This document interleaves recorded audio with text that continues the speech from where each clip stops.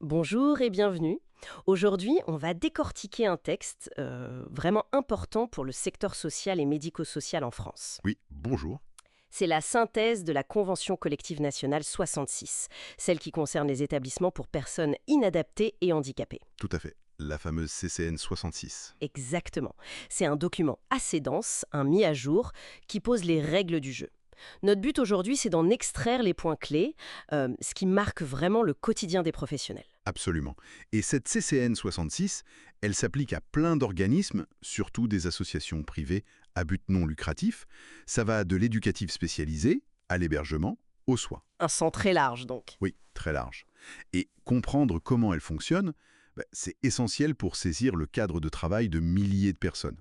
On va essayer d'y voir plus clair ensemble. Alors, allons-y. Commençons par le commencement, le contrat de travail. Bon, au-delà des trucs classiques, obligatoires, j'ai noté que les préavis, ça varie pas mal, n'est-ce pas? Ah oui, tout à fait. Pour un non-cadre, par exemple, s'il démissionne, c'est un mois. Simple. Mais si c'est un licenciement, Là, ça change. oui, ça dépend de l'ancienneté. C'est un mois s'il a moins de 2 ans et 2 mois s'il a 2 ans ou plus. D'accord. Et pour les cadres? Alors là, c'est différent. Pour une démission, c'est 2 mois minimum. Ça peut même être 3. Et en cas de licenciement, on passe à 4 mois, voire 6 mois après 2 ans d'ancienneté pour certains postes. Ah oui, quand même, 6 mois. Et j'ai vu un truc intéressant, ces heures pour recherche d'emploi pendant le préavis de licenciement. 50 heures par mois pour les cadres. Oui, c'est ça. C'est un point assez spécifique et plutôt appréciable dans ces moments-là, j'imagine. Carrément. Et sur l'ancienneté elle-même, comment on la calcule? Il y a des points particuliers? Oui, alors, le temps de mandat syndical, ça compte. C'est important de le dire. Et surtout, l'expérience qu'on a eue avant dans d'autres structures similaires. Elle peut être reprise. Exactement. Totalement ou en partie si les fonctions étaient proches et dans des établissements du même type. C'est clé pour la mobilité dans le secteur, pour valoriser les parcours. Logique. Bon, après le contrat et l'ancienneté, parlons repos, les congés. Il y a la base légale, bien sûr, mais la CCN 66, elle rajoute des choses. Oui, elle ajoute pas mal de choses. Bon, la base, c'est 2,5 jours ouvrables par mois. Classique. Ok. Mais s'ajoutent des jours pour l'ancienneté. Ça peut aller jusqu'à 6 jours par an après 15 ans. C'est déjà pas mal. Et surtout, le point vraiment distinctif, ce sont les congés supplémentaires trimestriels. Ah oui. C'est-à-dire, Souvent, c'est 3 ou 6 jours consécutifs en plus chaque trimestre, en dehors de l'été. C'est pour certains personnels éducatifs, paramédicaux, cadres pédagogiques. une sorte de compensation pour l'intensité du travail? C'est un peu l'idée, oui. Pour la charge mentale, le travail continue. Et il y a aussi les congés pour événements familiaux, qui sont un peu plus généreux, par exemple 5 jours pour son mariage ou son Pacs. D'accord. Et en cas d'arrêt, maladie ou maternité, quelle garantie? Alors là, c'est un point fort. La Convention assure le maintien du salaire net. Il faut 1 an d'ancienneté, sauf si c'est un accident du travail, là, il n'y a pas de condition d'ancienneté. Et ça dure combien de temps, ce maintien? Ça dépend. Pour un non-cadre, c'est souvent 3 mois à 100%, puis 3 mois à 50%. Pour un cadre, c'est plus long, 6 mois à 100% et ensuite 6 mois à 50%.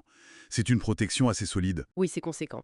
Et j'ai noté aussi pour la grossesse une réduction d'horaire de 10% dès le troisième mois, sans perte de salaire. C'est spécifique ça, non? Oui, c'est assez remarquable. Ça va au-delà du minimum légal et ça montre une attention particulière pour ces métiers qui peuvent être exigeants. Et pour le congé maternité ou adoption lui-même? C'est le maintien du salaire net pendant toute la durée légale du congé, toujours avec cette condition d'1 an d'ancienneté. Bon, abordons maintenant un autre gros morceau, Hmm. le temps de travail et la classification. Les 35 heures, on en a parlé, mais comment ça s'organise concrètement et qui est classé où? Oui, c'est le cœur du réacteur, si on veut. Les 35 heures, elles peuvent être organisées de plein de façons. Sur la semaine, ok, mais aussi sur la quatorzaine, sur des cycles plus longs, voire annualisés. C'est pour coller aux besoins des services, qui sont souvent continus. Très flexible, donc, et le repos hebdomadaire. C'est 2 jours. Normalement consécutifs, mais pas toujours. Et parfois, ça peut être 2 jours et demi. Ah bon? Pour Pour, qui? pour certains salariés qui subissent ce que la Convention appelle des anomalies du rythme de travail. Anomalie du rythme de travail, qu'est-ce que ça veut dire?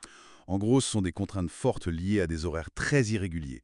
Ça inclut souvent les soirées, les nuits, des week-ends travaillés, des jours de repos qui changent tout le temps, typique de l'accompagnement 24/7. Ok, je vois. Et la classification des emplois? Alors là, c'est assez détaillé. On distingue cadre et non-cadre, bien sûr. Puis il y a des grilles. Elles sont basées sur le niveau de qualification, souvent en référence au diplôme de l'éducation nationale. Pour les cadres, la responsabilité, l'autonomie. Et chaque poste a un coefficient. Exactement. Ce coefficient détermine le salaire de base et il augmente avec l'ancienneté. L'idée, c'est d'avoir une structure claire pour les carrières, même si les métiers sont très variés. Très structuré, en effet. Pour finir, est-ce qu'il y a des primes qui sont vraiment spécifiques à cette CCN 66? Des choses emblématiques? Oui, il y en a une très connue, l'indemnité de suggestion spéciale. Ah oui, j'en ai entendu parler. C'est quoi exactement? C'est un pourcentage, 9,21% du salaire brut indiciaire. Et elle est versée à quasiment tout le monde, sauf quelques rares cadres de direction très haut placés. Et elle compense quoi, cette suggestion? C'est là que c'est intéressant. Ça vise à compenser des contraintes qui vont au-delà des simples horaires décalés.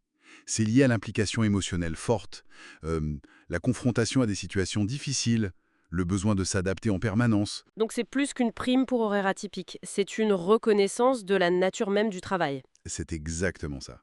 Une reconnaissance d'une forme de pénibilité, on pourrait dire, qui est inhérente à ces métiers. Bien sûr, il y a aussi les indemnités classiques pour la nuit, le dimanche, les déplacements, mais cette prime de suggestion, elle est vraiment particulière. Bon, si on essaye de résumer tout ça, on voit un cadre très structuré, qui essaie clairement de prendre en compte les exigences fortes de ce secteur, tout en donnant des garanties et une reconnaissance aux salariés. C'est tout l'enjeu, oui. Cette convention, elle reflète la complexité, les spécificités du travail social et médico-social.